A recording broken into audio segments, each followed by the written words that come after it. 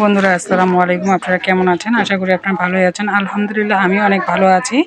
নিয়েছি একটা বড় সাইজের মিষ্টি কুমড়া, আর এই মিষ্টি কুমড়াটা আমি দুফালি করে নিচ্ছি।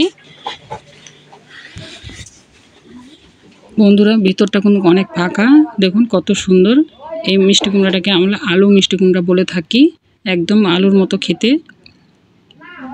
এটা আজকে মিষ্টি কুমড়া, আজকে আপনাদেরকে নতুন সহজ পদ্ধতিতে আপনাদেরকে একটা রান্না করে দেখাবো। ভিডিওটা ভালো লাগলে বন্ধুরা অবশ্যই আপনার সাবস্ক্রাইবার আর আমার পেজে দিবেন ফলো, শেয়ার করে দিবেন একটা। দেখুন আমি মিষ্টি কুমড়াগুলো কুচি কুচি করে কেটে নিচ্ছি, আপনারা আপনাদের সাইজ অনুযায়ী কেটে নিতে পারেন। এই যে আমি মিষ্টি কুমড়াগুলো দেখুন বন্ধুরা এভাবে কেটে নিয়েছি। আর নিয়েছি সাথে আমি চিংড়ি মাছ, আর চিংড়ি মাছ কোনোগুলো আমি খোসা রেখেছি আর কোনোগুলো আমি খোসা ছেড়ে নিয়েছি।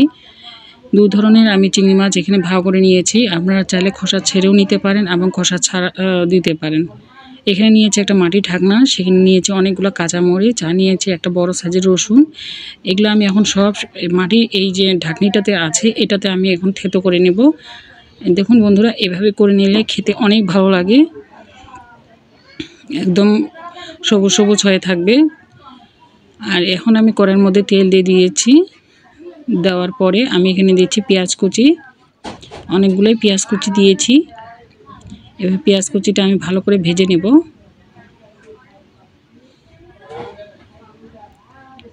পেঁয়াজ কুচিটা ভেজে নিচ্ছি, আর এখানে যে রসুন আর কাঁচামরিচ থেতো করা ছিল সেটা আমি এখন দিয়ে দিলাম, দিয়ে ভালোভাবে একটু ভেজে নেব।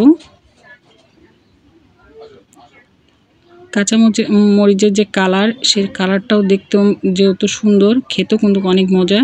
দিচ্ছে পরিমাণ মতো হলুদ আর স্বাদ মতো লবণ দিয়ে আমি ভালো করে একটু ভেজে নেব। নিয়ে একটু ভেজে নিলে কালারটা সুন্দর হয়।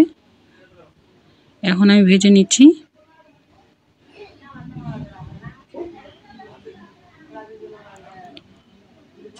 আর একটু তেলটা পরিমাণটা একটু বেশি দিতে হবে। আর আমি চিংড়ি মাছটা এখানে একসাথে দিয়ে দিলাম। আমি চিংড়ি মাছটা কিন্তু আগে ভেজে নিইনি, মাছটা ভাজার পরে অনেক শক্ত হয়ে যায় আর এটা মাছ ভেঙে যায় না, তাই আমি একসাথে সব কিছু দিয়ে কষিয়ে নিলাম। দেওয়ার পরে এখানে আমি সব মিষ্টি কুমড়া দিয়ে দিচ্ছি। কেউ মাছটাকে তুলে নেয়, কিন্তু আমি তুলে নিইনি, আমি একবারে সব কিছু দিয়ে একবারে কষিয়ে নিব। এখন সব কিছু একত্র করে আমি এখন কিছুক্ষণের জন্য ঢাকা দিয়ে রেখে দিব।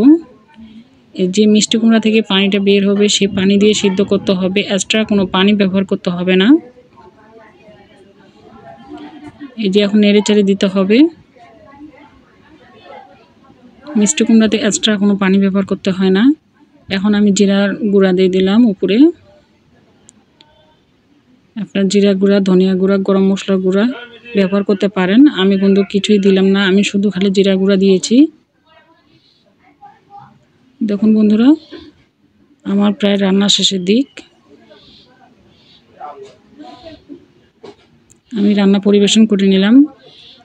দেখুন আমার তরকারির কালারটা কেমন হয়েছে, আর খেতেও কিন্তু অনেক মজা হয়েছে। বন্ধুরা ভালো থাকবেন। আসসালামু আলাইকুম। আমি যেন আপনাদেরকে নতুন নতুন ভিডিও দেখাতে পারি, দোয়া করবেন।